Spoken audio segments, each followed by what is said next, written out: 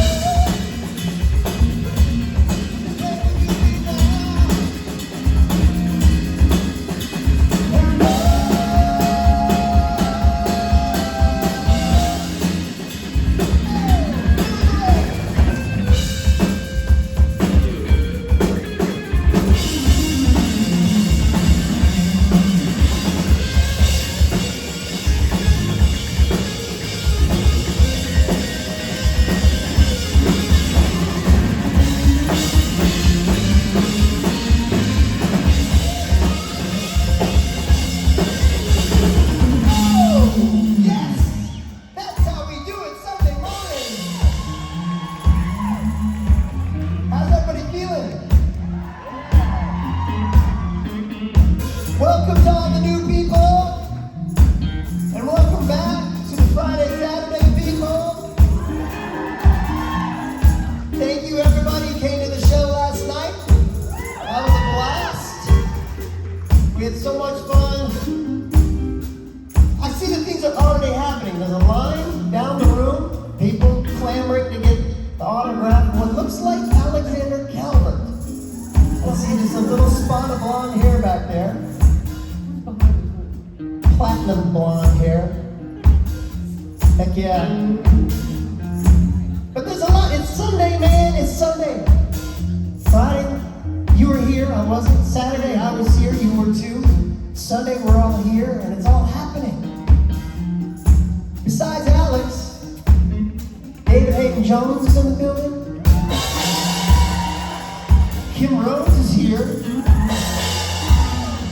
Who else is here? Oh, that one guy. What's his name? It rhymes with Misha Collins. Misha Collins. Misha Collins is here. And two gentlemen who go by the names of Jared Padalecki and Cincinnati. In the building as we speak, if you take a big sniff, you can smell their cologne from here.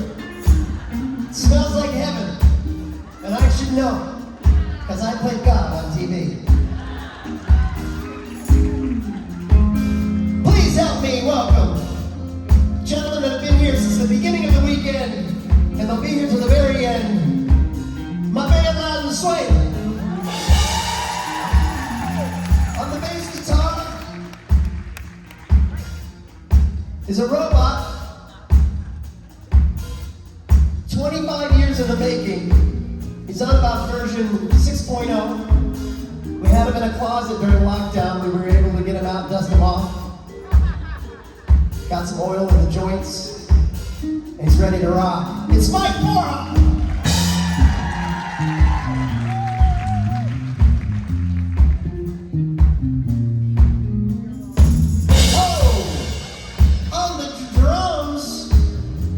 If you forget his name, it's right there on the kit. The one and only, Stephen Norton.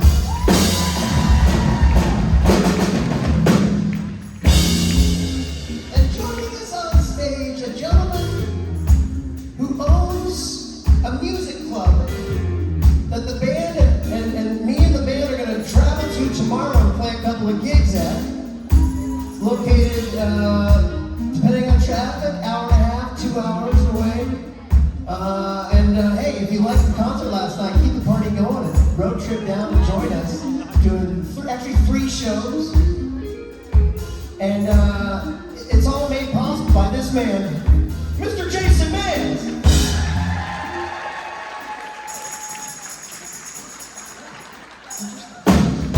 Wow. A celebrated moment. He's got the best voice in the business. He goes way back, but a lot of people don't know he's a classically trained tambourist. And on the lead guitar, a gentleman who made a deal with the devil, a la Crossroads. Next episode of Supernatural, I just watched for the first time. Talked about it on the podcast. Mr. Billy Murray!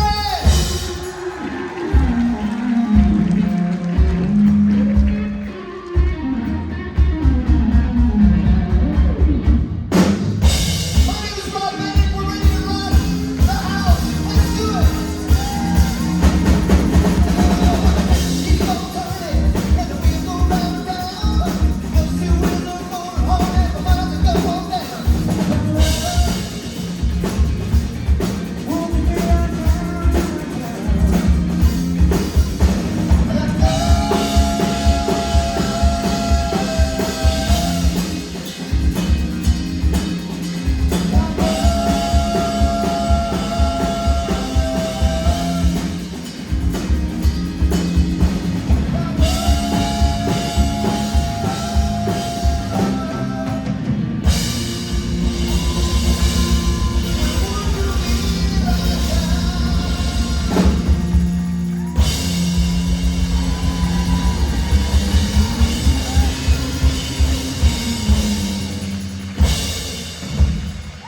Thank you. Thank you, Jason Mans. All right, let's get this show started. Without further ado, a man that yesterday I said was interesting, I take it back. He's fascinating, he's great looking, and he wears a dapper suit, and he's super talented. I hope I covered it all. Mr. David Hadyn-Jones! Hello, what's it that mean, sir? Everybody's crazy about a shotgun swing.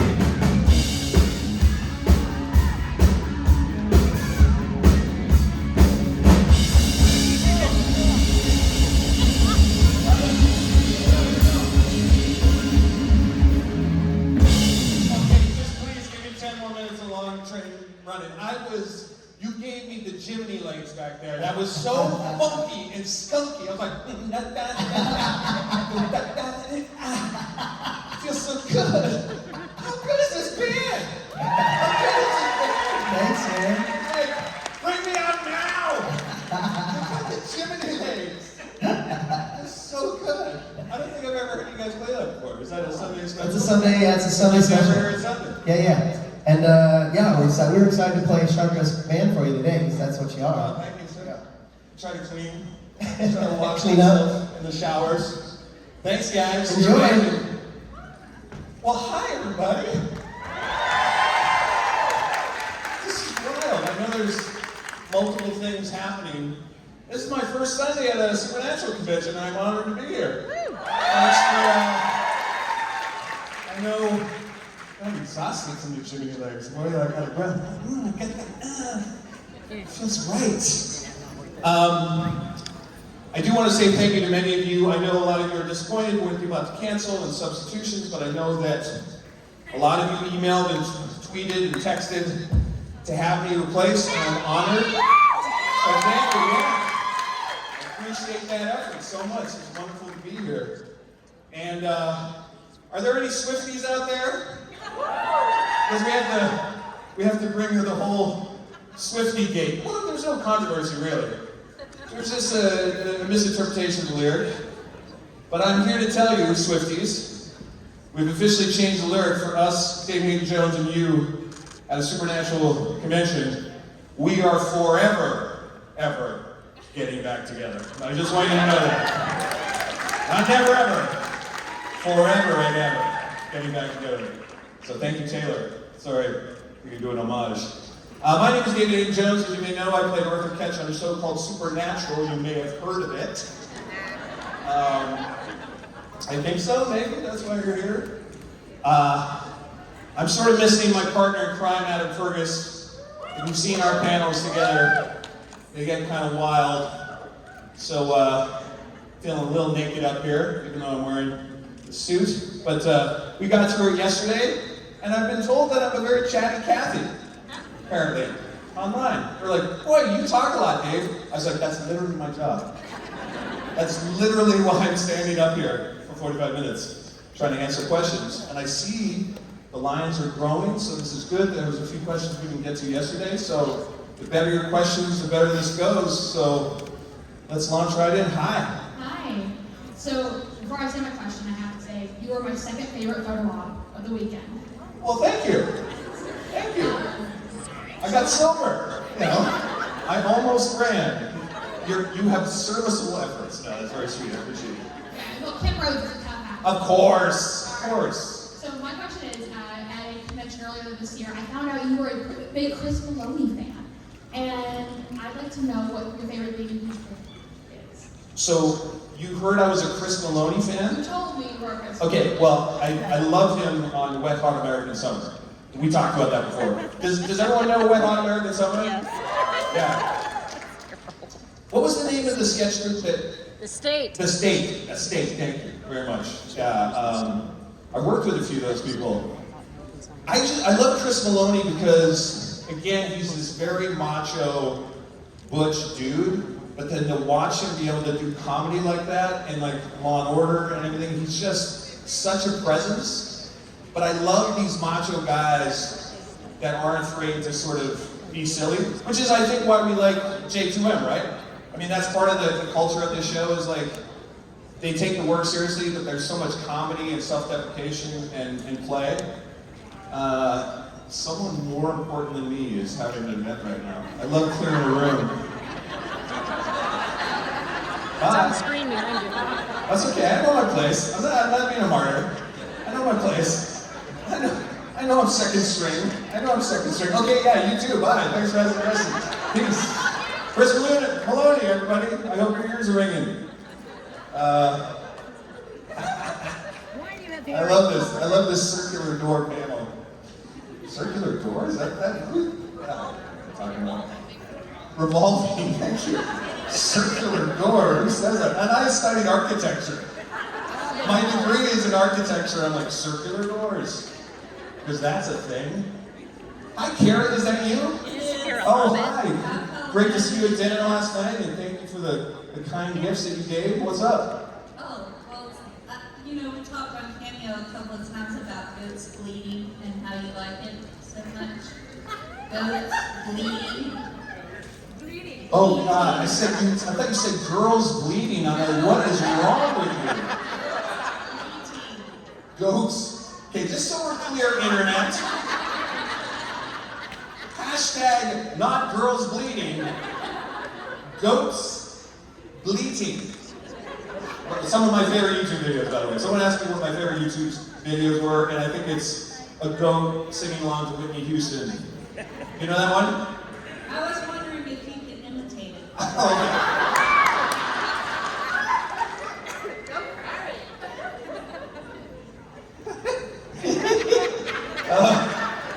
Let me do that. Vocal world. Blah, blah, blah, blah. Oh. Never really seen those guys. And I will always love.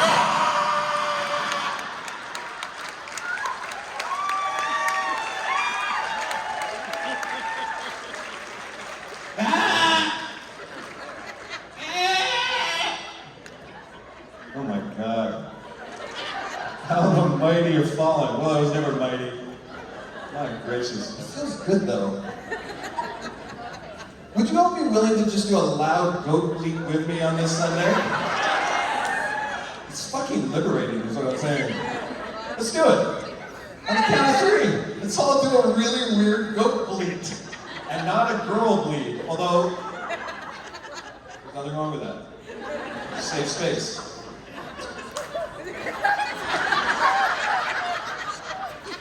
Thank God I'm not on the internet anymore. Thank God. Thank God we can just do live stand-up shows and laugh and we all know what we're talking about. Okay, so back to goat bleating. I'm sweating. It feels good. On the count of 3, everyone do their best goat bleat. 1, 2, 3.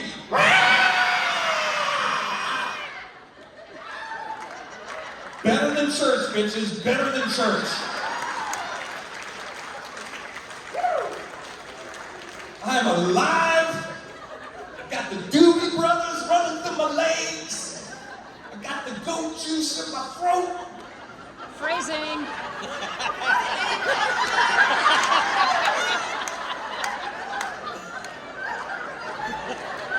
What did you say? Phrasing. You're still doing that, right?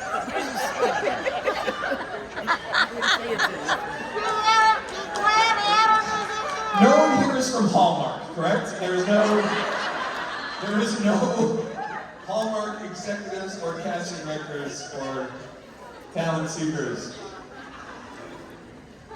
On a very goat juice Christmas. My gracious. I really, wow. See, and Adam's not even here. I used to be able to blame Adam. Got no scapegoat. Oh, look at that. Look at that. You know, it's full circle.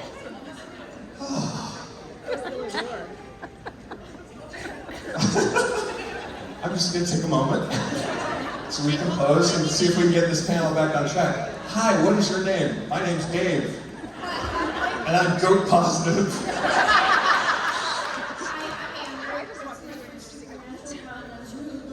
Are you a first timer? Give up for the first timers, give all the first timers. There was like over 50% of you yesterday. This is amazing. I am so sorry that I'm the ambassador on your first Sunday. My gracious. Hi. Although I am sad that Ruth couldn't make it, I'm really happy that you got added to it. Thank you, that's kind. Ruth is amazing. We all adore her, and I know you do too. So thank you. Speaking of Ruth, I have a kind of a two-parter question. Okay. When Ketch died, do you feel that he went to heaven or hell? That's a very good question. So did you hear the question she asked when Ketch died the second time? I love being able to say that on a show. In my second death, more permanent death. Did Ketch go to heaven or hell? Well, do a lot of you know that the final bar scene of Dean's Heaven was going to have a lot of his mates, and apparently Ketch made the cut.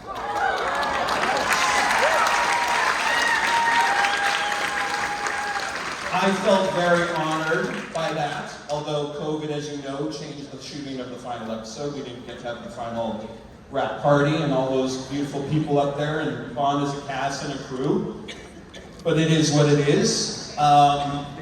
So I know that that's, I guess you all would call it canon, but now it's alternate universe canon because COVID didn't let it happen.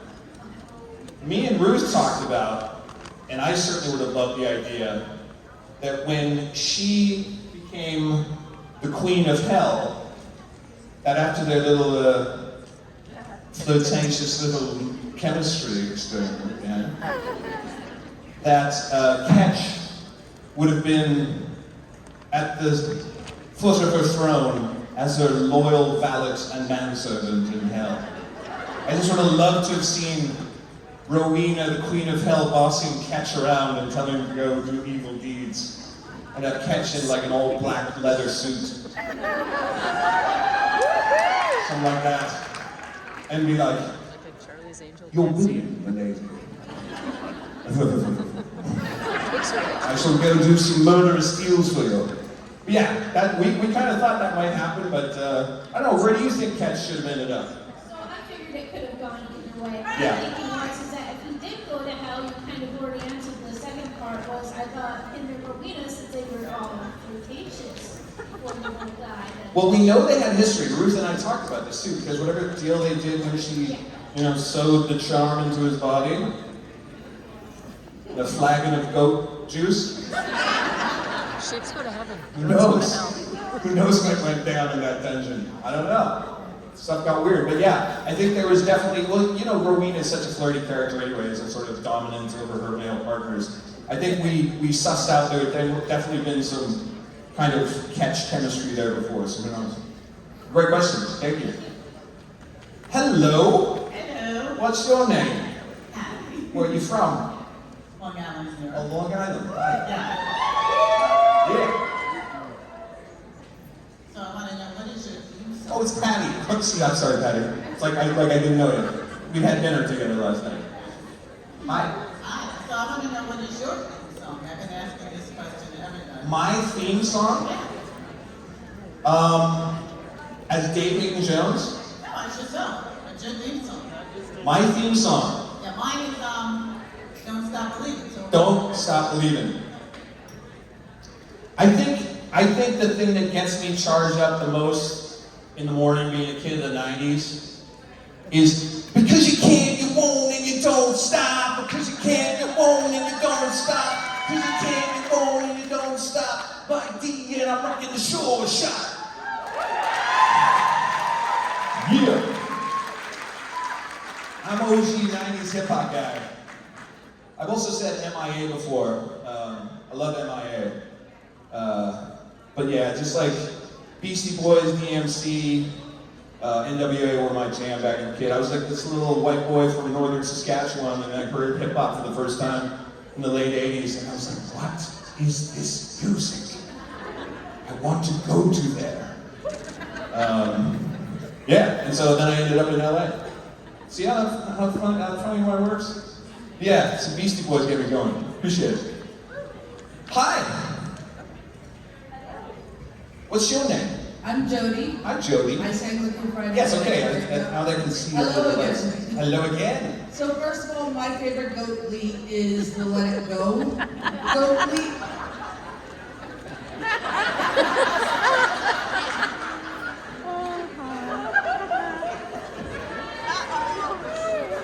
Can you do it for me? Let it go.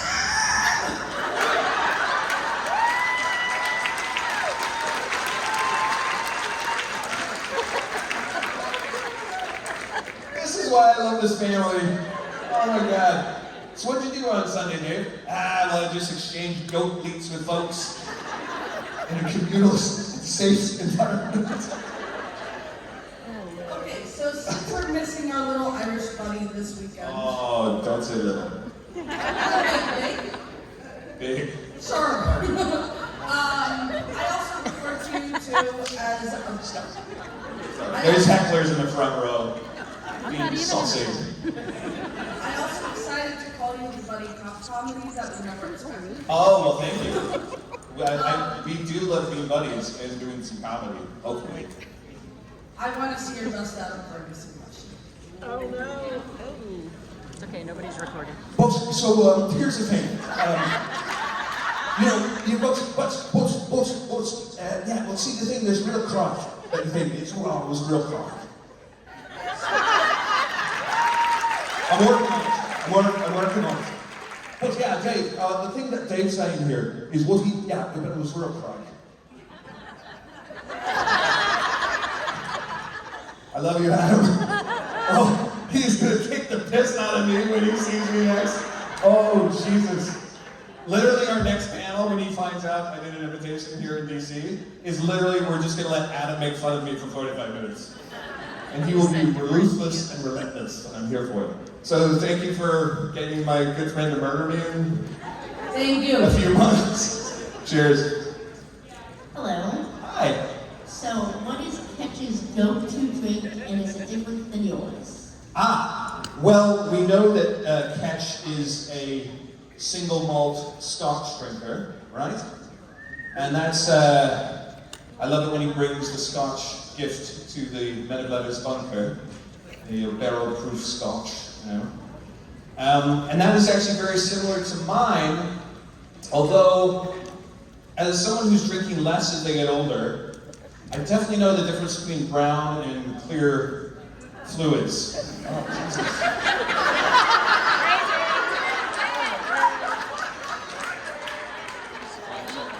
I am burying myself up here. I'm like in a double entendre goat vortex and I can't get out. It's like quicksand. Don't save me. Oh my God, I got fop sweats, I got all the goat humor. So whiskey makes me frisky. The brown won't let you down. But I'm more of a tequila guy now, because just a good. But I don't do shots. That's the big myth about tequila, doing it like shots. When you're really high-end tequila, you put it on one of those nice Scotch cubes, and you sip it with a little maybe soda water and lime on the side. And I just feel like it's just a happy, fun party drink. You know what I mean? The Latinos got it right. That's party out. Even Latinas in the house. ¿Qué pasó? Yeah! All the way at the back. Was that an arriba from the back? Hey, buddy!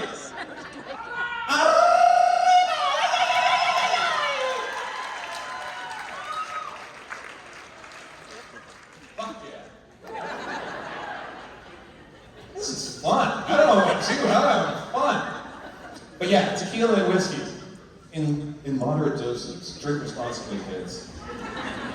Who drank irresponsibly last night? Show of hands. Really? That's it? We did it on Friday. No, it was irresponsible. I was extremely responsible. Friday night. I just had a week. Oh, Friday night? Yeah. Friday night was the night? Yeah. All right, then. I believe you. Thank you for your question. Kench is definitely a barrel-proof Scotch guy. Hi. Hi, I'm Julia. This is also my first time. Hey, Julia, welcome. What do you think of the circus so far? It's very hard to follow the witty questions. Mine's a little bit more serious. You're obviously really good with accents. You fooled our entire family. Thank you very much. I appreciate that. That's my favorite note at the table when people are still like, who are you? I thought Kench was going to be here. It's this weird Canadian guy with a beard. But Supernatural obviously made headway in a lot of countries and dubbing involved. So Yeah. I'm curious, given your ability with accent, what did you think of people dubbing you, and did your Brit accent translate in dubbing? Thank you. That's a great question. Did everyone hear that? I'm just going to repeat it. So the wonderful thing about this family is it really is an international. Like I know people now from Australia, New Zealand, Russia, Germany, France, Denmark, all of Europe, Asia Pacific Rim. I mean, the power of the storytelling to transcend. Brazilian. Any Brazilians in the house? Bom dia. Obrigado for watching the show. They're wild down in Brazil. I really want to do a convention once the world opens up down in Brazil. Apparently they just love Supernatural, and especially the Chupacabra. I had this incredible experience in Paris where I got to meet the French voiceover artist who dubbed Catch. And we got to meet, and he was just like so kind and humble, and he shook my hand. He's like, David, I just wanted to meet you. You're so kind. I love watching you sketch, and I hope that I did a very proper Parisian accent because it's very, enfoncé. Les mêmes choses avec aussi prononciation en anglais. And so he did this very posh French accent to sort of mirror. And then they showed me these clips of him, and the lip sync was incredible. So it was just so cool to see like Catch done in a very, language, smooth French accent. He's like, bonjour Marie. Qu'est-ce qui se passe? Je t'aime. So it really is just cool that this show that you all love has such an international family as well. And what's really cool is I've met so many of you that have become friends with people overseas and in other countries, all because of this show. And so that unifying power of art and entertainment to bring people together globally, another incredible gift that all of you give us and then give each other. So pretty special. So thank you. Great question. Yeah, amazing. Hi. As wonderful as you are being, Dave, I I am mesmerized by the signers down front here who are doing the most I know. amazing Can job. we give the signers some of this? Give them a big gift. Thank you, loves. Incredible. Amazing. Who saw the movie Coda?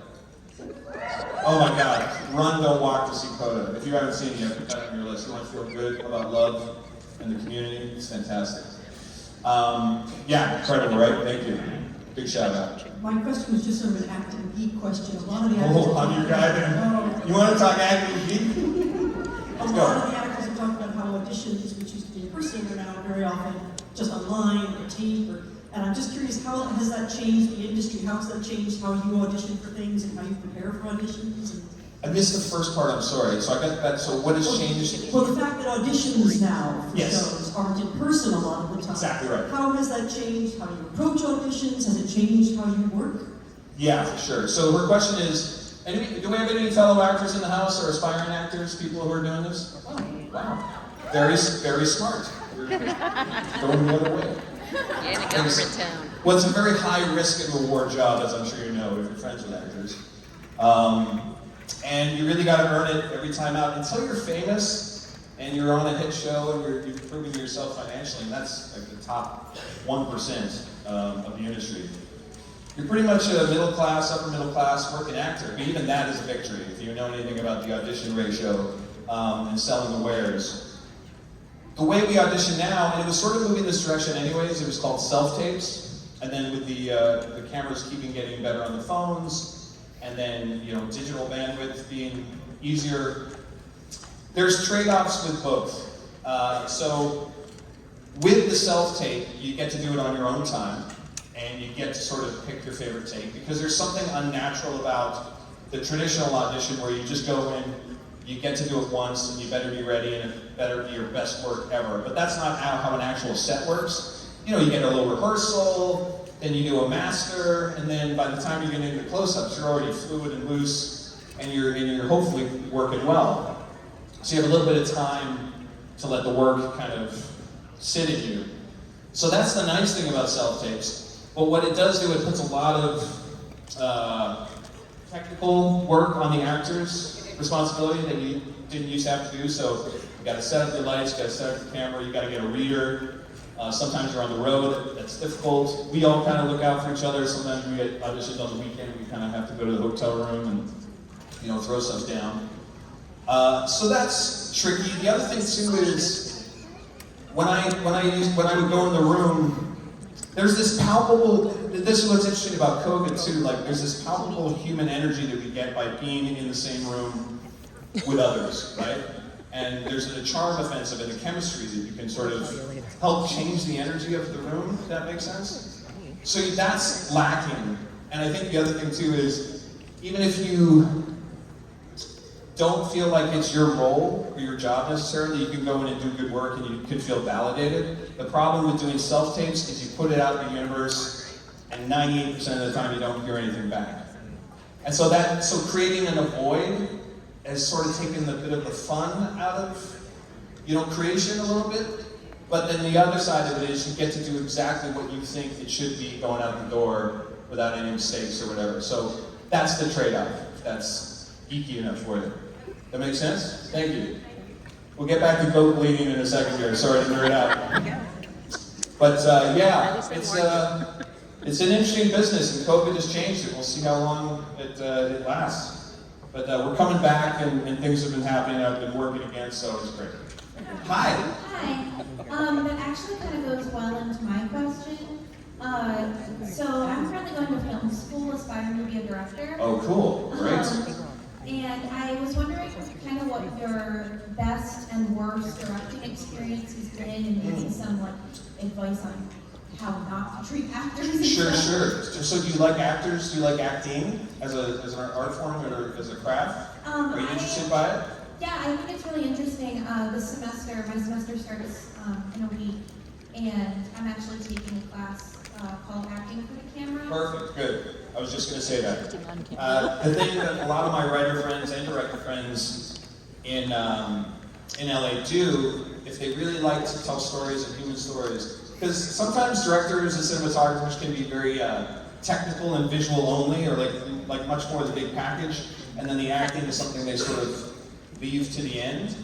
What I loved about Supernatural is they were interested in all of it, and they really did care about performance. You have way less time on TV to sort of find it like you do on a film. But I would say just having the empathy and understanding what some of the actor shorthand is, as a director, will go miles. Because there is a translation, there's a lost in translation that happens with an actor's process versus what the result you want to see on screen. And sometimes a result-oriented note to an actor can get them very much in their head and shut down, whereas you want to just sort of be able to talk to actor how to get your result without being like, do this, I want it like this, cry on this cue. And you're like, yeah, shut down or whatever. Yeah. So by you taking acting yourself, that's fantastic. The other thing I would say, for any aspiring director, this is like the last 5 years, maybe even 10 years, have been the best time to just shoot your own stuff. You can make film quality things right on your phone. So really just shoot, and make little shorts, and just get in the editing bay, and just make little short films as much as you can outside of school. Get your friends together, because my goodness, like, I would have been doing that when I was coming out. I did the clubs instead. I did, theater and comedy clubs. That was my way. And then YouTube happened, but I was already on TV. But yeah, just go make stuff on your phone, and you will learn so much about the craft of acting and editing, and you have all the tools now that are accessible to us all. So it's really about your interest in storytelling, telling a good story, making entertainment, figuring out how that works. I wish you all the luck in the world. Awesome. Go get them. Thank you so much. Yeah, good luck to you. Yeah, appreciate it. Hi. Caitlin? Hi, Caitlin. What's an actor or character that you never got to have a scene with that you would love to have a scene with? In Supernatural? Yeah. Oh my gosh. I would have loved to have Ketch and Crowley to had a scene together. Oh my god. Oh my god, I told this to Shepard in Germany. Because we knew they had a relationship, right? Like they borrowed the Hellhounds, the British Men of Letters borrowed the Hellhounds. I would just have loved to see the sort of the ego and the chess and the sort of the supernatural and the sort of the enemy of my enemy is my friend sort of relationship that is so present in the show. But also, I mean, I was technically in the scene with Pellegrino as Lucifer, but I would have also loved for Ketch to have actually caught up with Pellegrino as Lucifer and see how that ass whooping would have gone down. I.e., Lucifer to Ketch.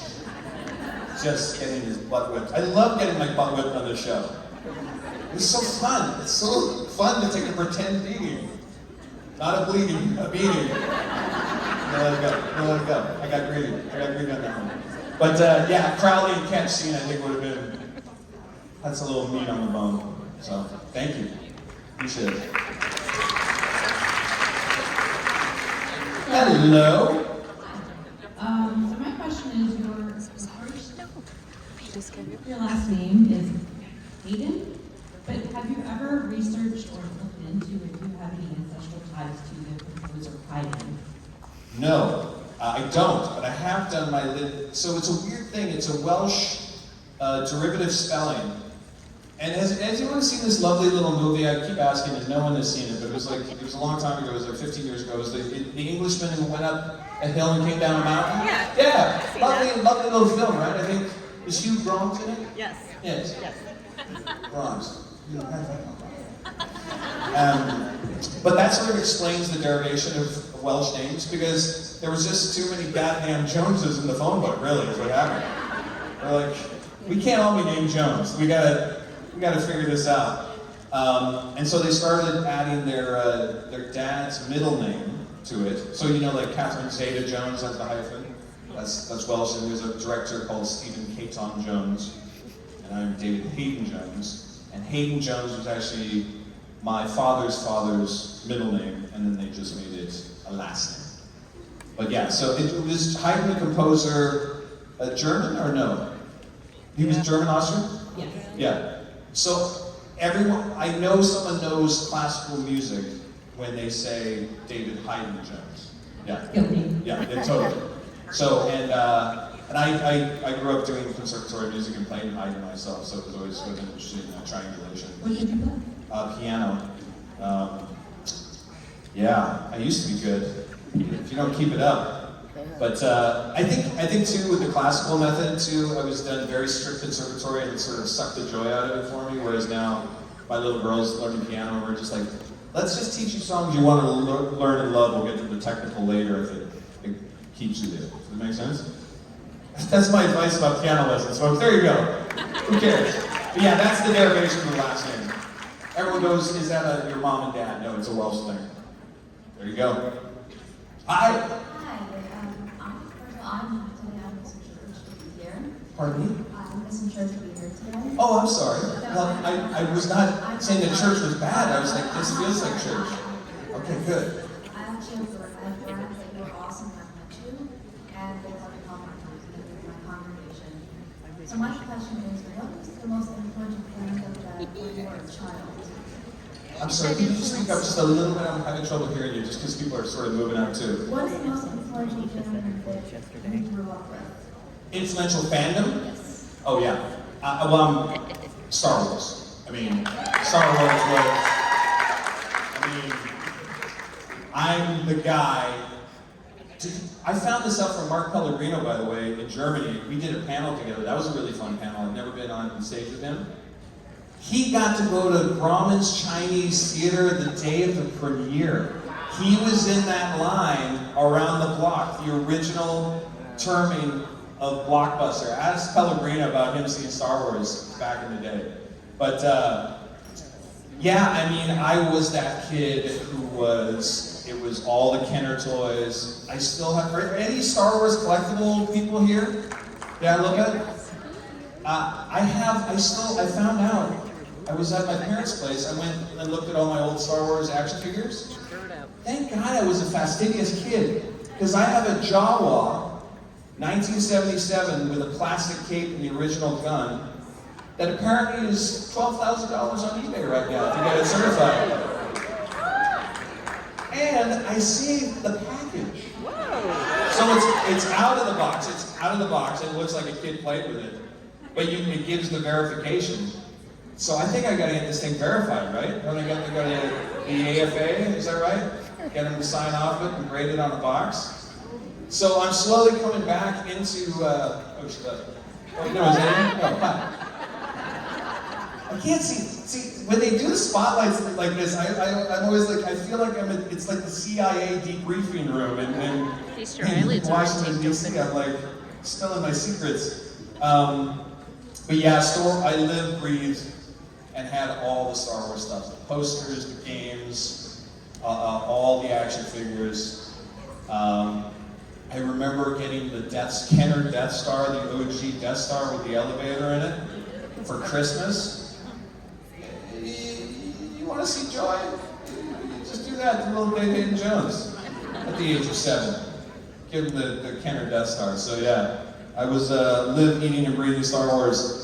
I gotta say, and I don't want to be a hater, because I love the nostalgia of it, but I went to see Phantom Menace on the Wednesday at 10 a.m. and I walked out and I said to myself, my childhood is dead. Yeah, I know. Rogue One kind of saved it for me though. I think Rogue One is allowed to be in my lexicon of Star Wars movies, but there's only the original trilogy for me. I've tried to do, Mandalorian and all that stuff. I'm just too old for it now. I watch the British baking show instead now. I watch bacon, nailed it. It's all about baking shows. That's my new jam. Hi. Hi, I'm nice to see you again. Good to see you. So, my question is from one parent to another. What's been really daunting with your whole daddyhood? Like daunting for you or like as of now? What's been really what with my fatherhood? Either really daunting or surprising or like memorable or just... Oh my gosh, it's just, I love it all. Well, obviously, if you're a parent through COVID and your kids were in school, my gracious, that was daunting. The silver lining in it, though, I had so much alone time with my daughter. just to play and create. And she loves puzzles and games. And we did so much hiking in the woods when we were allowed to get out of the house. We went to Colorado for 4 months, and we stayed in this beautiful mountain lodge. So that was daunting, but then you flip it, and you go, these are going to be incredible memories as well. I just, honestly, and I'll tell you honestly, I was ambivalent about having kids. I was not like pro or anti. The same thing here. I never thought I'd be a mother, and I have 2 kids. What's that? Yeah? I never thought I'd be a mother, and I Right. have 2 children. Yeah. So it happens to you, and now it's the favorite part of my day is waking up to her and putting her to bed. And I love the job of being a dad. I wish I could be paid to be a dad. If there's any sugar mamas out there, millionaire, billionaire, yeah, I'm ready to retire. Just be a dad. A stay-at-home dad. Yeah, like, so we're looking. Let's see. Maybe I should set up an OnlyFans account as well as Cameo now. Yeah, all my best material. But the, yeah, I gotta say, it's you know, it's so trite, and you know, people who don't have kids don't get it, but I mean, it literally is my reason for being every day, and it gives me such joy and pleasure, and he's my favorite human in the wide world. And you love your kids, but you don't always like your kids. Yeah, right? I mean, come on. That's fair, we're allowed to say that, But I really like my kid. And I would be that parent that would be like, God, my kid's being a fucking pain in the ass again, let me tell you.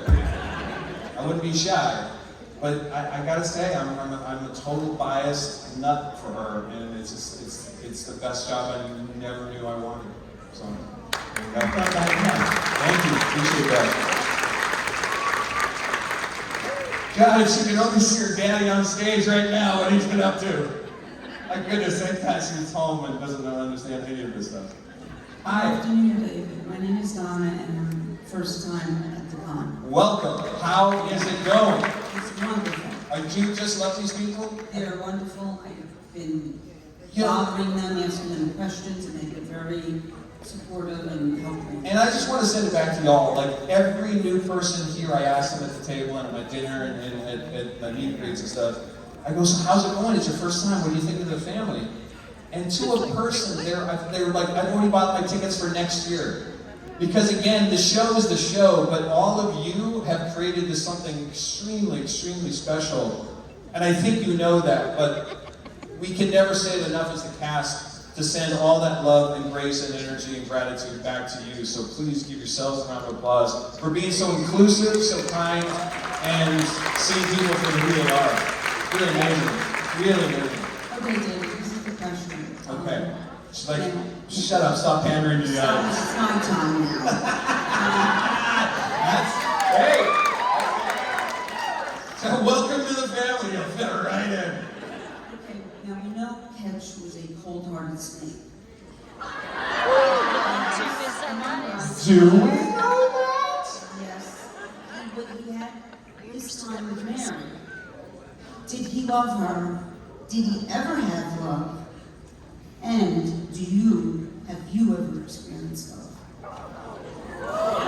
Personal, but I'm thinking it.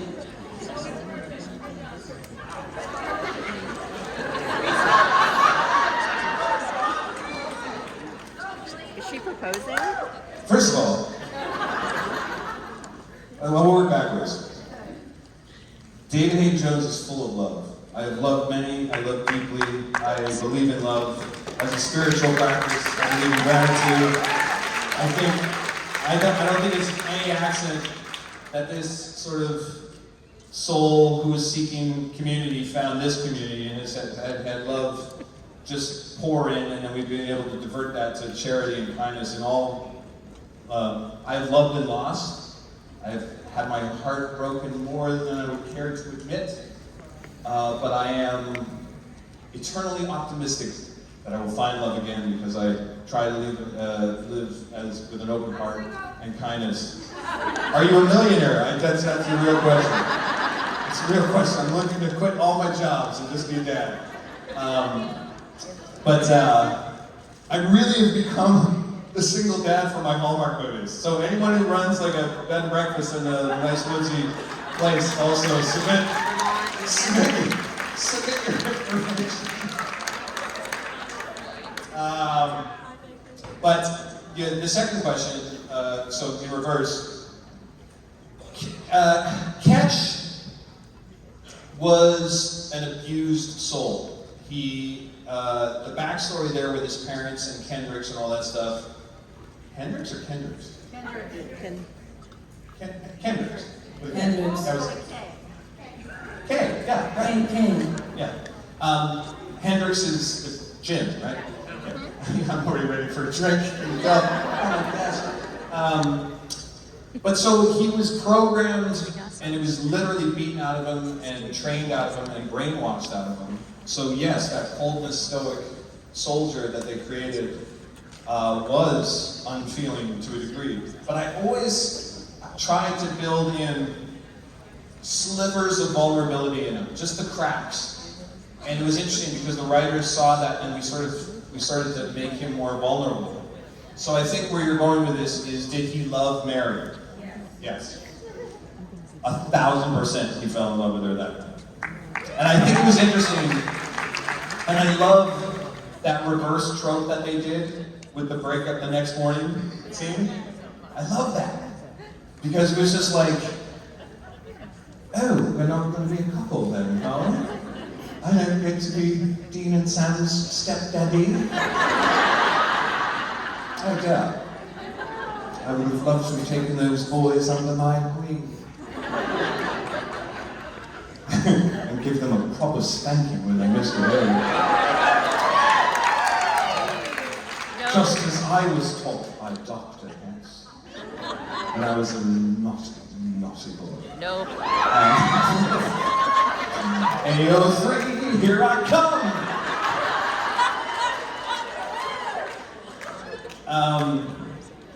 But like I remember so specifically just trying to have a glimmer of pain and heartbreak. And I think they took the tape where I put my cross over my heart when she broke up with me. She's like, you know this is just a one-night thing, right? I was like, oh yeah. Oh, I totally understand, absolutely. I was going to throw you out as soon as I met you. You got to that's excellent, hit and all that. But yeah, he was a little heartbroken then.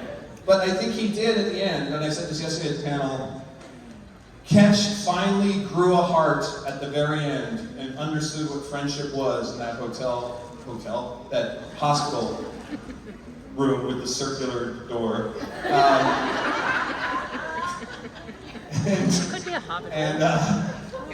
And I just love that sadness that he was alone to die, and he was getting out of bed even though he was in severe pain to go help his friends. And I've said this before, I think that was the first time he understood the meaning of the word friendship. And then he had his heart fucking plucked out. I love that. God, Supernatural's so dark. It's great. It's like, what did Misha say? It's like every time you fall in love with a character, they just whip the rug right out from under you, right? It's just like, hey, we're gonna make you like this guy. Bye. Hi. Hello. So you just did some accents a couple minutes ago. Which one is your favorite to do? Ooh, gosh. Well, obviously the posh Englishman was something I lived in for like 9 months of the whole year. So it's nice. It just sort of sits very nicely in the throat and the tongue. And then, Phrasing. But I think, I was doing this in Toronto. People asked, so I actually had to change my own native accent quite a bit when I came to Los Angeles, because I told the story in Toronto, but I'll briefly tell it again. One of my first auditions, fresh off the boat in Los Angeles from Canada, was for the original Walker, which was interesting. And at the end of the audition, she goes, yeah, that was pretty good. Canadian, right? I was like, oh shit. But she actually gave me a really nice note to take forward with me, which was, you gotta watch your OUTs and your ORRs. So, sorry, being a big one, and out. So when I get a few beers, mostly beer though, because I don't drink a lot of beer anymore. But I did this bit on the tour before 2019, right? That Randy Ketch would be the Canadian men in letters, right? And we'd go like freaking go hunt for Sasquatch and stuff, then have a 2-4 beer on the back of the F-150 and just, you know, have some chodes, make the fire, just freaking go get it, right, buddy? So I like doing Randy Ketch. It reminds me of being back home up north, like a nice road truck with everybody. I'm the same way, like my family's from Garland, Texas. Okay. So when I really get into it, I start talking. Yeah, you just slide right in. My friends are like, where is that coming from? Right. What are you talking about? Because it's imprinted in you. Because where do you live now? Yeah. Oh, Baltimore. So. Okay, got it. And I'm so, not from there, but my family still talks like in that accent. So Gotcha. It comes so naturally. I know, and there's something about that southern accent too that just, you can really sit in it a little bit. Like, and it's funny. I have Texas friends, and I start to pick it up. It feels so good, and I sort of feel like an asshole because I'm like being like lizard person. But it's like, oh, it just feels so good when you're just sort of sitting in it. You know, you just sort of got the drawl. It's all slow. Yeah. Come on back. All right, appreciate you. Cheers. That's fun. That's fun. Hey, buddy, what's going on, eh? Hi. I'm not necessarily in relation to the Winchesters, of course, because they're kind of really old, but it's not kind of like that. In relation to Ketch, they're about the same age, but how would Ketch be as a father? How would Ketch be as a father? Yeah. To Dan and Seam.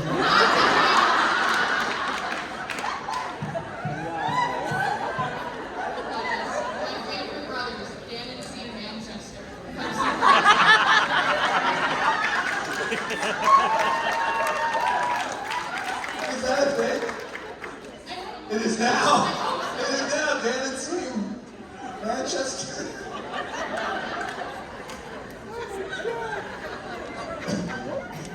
And their trusty pet, Cody. Come on, Cody. Go and kill some bams. Sammy!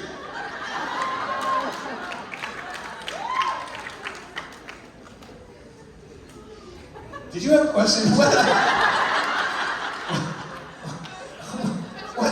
What's happening? I really didn't drink that much last night. I promise you. You're like, Hadyn-Jones is a sweaty mess. He's like purging all the liquor from last night. Oh man. No, the key is.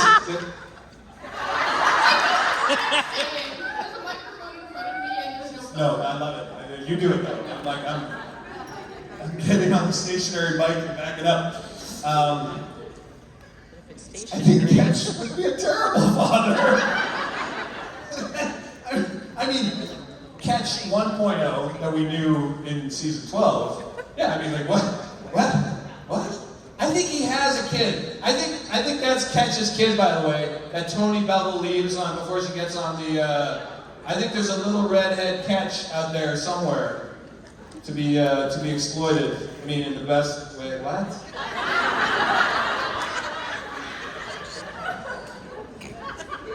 Ketch has a son, I believe. I believe that in the canon, and he has one with Tony Bevel, and that's who she left when she came to America. I think Ketch has like zero nurturing skills. He has zero empathy. I mean, he'd be good at discipline, I guess, but in a really kind of weird dungeon kink way. You know what I mean? Like, no, like it would get weird. Like, no judgment. That's your thing. It's definitely Ketch's thing, but how's he going to talk to these two strong young men and tell them? Do you think they're going to listen to him? I mean, just imagine like that sitcom of a show where Ketch and Mary are married and they're trying to teach the two lads how to hunt. Weird. But I'd watch it. I would watch it. Thank you for your questions. And now, with Dan and Seam Manchester, I think. Awesome. Hi. Hi. I was just wondering if you got a chance to do any sightseeing, particularly the Jefferson Memorial. I did. So yes, I I had a bit of time yesterday, and it's been an absolutely glorious day yesterday. So I went to the Jefferson Memorial and the World War II. I hope to go to the African American. Is it open on Mondays, locals? Yes. Do I need a reservation anymore, or can you go? Go really early? Copy that. Really early, because there will be a line. I've heard it's just so important and special and just an amazing place. So I'm hoping to do that. When do they open? Anyone know? I'm like you're the internet. Like, Google it, buddy. Don't ask us. 10 a.m. Okay. But I gotta get there early. I'm flying tomorrow. We'll see if it happens. But yeah, like I just had a really nice walkabout for 3 hours. Did you go to the exhibit under Jefferson Memorial? I did. What's there now? Well, mostly just bathrooms, but there's like. Bathroom exhibit. Have you been to the bathrooms at the Jefferson Memorial? There is a plaque stating that Thomas Jefferson was a man of letters. Oh, that's cool. I was just getting like some yeah, no, I know, like exactly. So that's really cool. So there's a Men of Letters plaque. Well, not in the bathroom, near the bathroom. I'm gonna look that up. I'm gonna be like, things to do in the bathrooms at Jefferson Memorial. Oh God, my eyes! Why did I Google that? That was a poor choice of words. I will definitely check it out. Oh, cool. Amazing. Oh, that's amazing. Very cool. Well, thank you for that fun fact. Is there anyone over on this side? No. Great question. Hi. Hi. My name is Abby. First time, so. Hi, Abby. Welcome. How's the circus so far? Going great. Going great. I love to hear that. And building off the question about being a father, what do you think his kids would be like if he had them? Oh, poor thing. Well, let's start with some empathy, forgiveness, and redemption right now. Because that little red-headed boy is somewhere alone in London town. Because both parents, who are evil sociopaths, are now dead. So I want to know the story of little Angus Ketch, or if he's going by his mom's Bevel. What would that discovery be? This little kid who has no identity, he's growing up in an orphanage, and he's like the male version of Orphan Annie, but in a horror show. And he's trying to figure out who his parents are, and the more he finds out in his teens, the more emo he gets, because he's like, my parents are terrible people. What does that do to a kid? I don't know. I'd watch that show. But then maybe he becomes a hunter himself. No? I'm just spitballing here. But yeah, I feel bad for Ketch's kid if he has one out there. That's a terrible way to enter the world. But I believe in therapy. I'm a pro-therapy, everybody. I'm pro-love, as we said yesterday, forgiveness and redemption. So maybe that sweet little redhead boy does the work, finds a spiritual tribe like the Supernatural family, and he starts to make good choices. Let's build that story. Thank you. And he gets a nice kitten and doesn't kill it. So there's that. Hi. Hi. What's up? Welcome, welcome. Favorite Mel Brooks quote and your most often quoted Mel Brooks quote. Mel Brooks movie.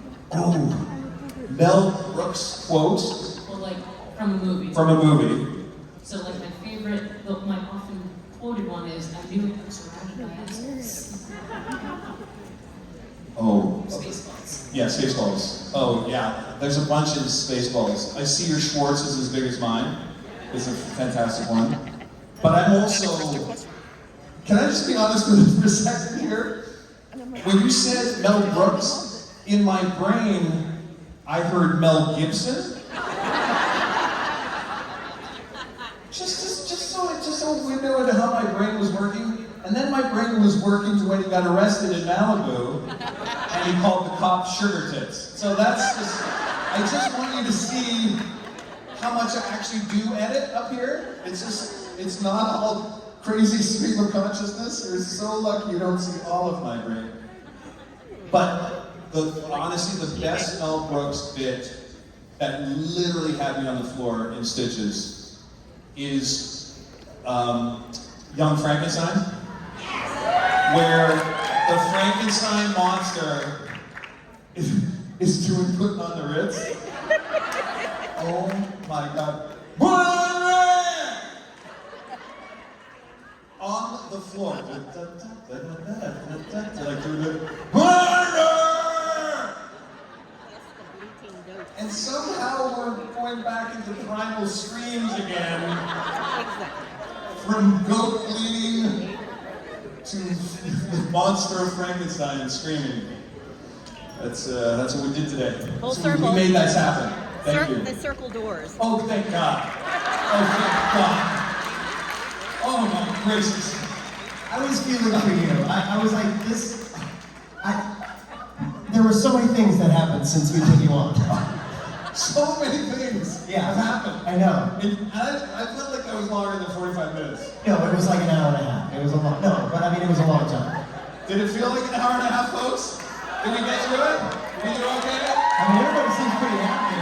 It got weird, man. And Ferguson didn't even hear. It got weird. Right, well. They asked great questions, as I'm sure you know. Yeah. My goodness, sorry folks I can't get to you. I'm like, we're getting cold. But I'm sure you're grateful they're here. I'm grateful they're here. Ooh, that's a heavy lift solo. Yeah, it is a set. That was easier. Yeah. That was fun. Yeah, good. I'm sure you wore it quite well. The internet will decide. Ladies and gentlemen.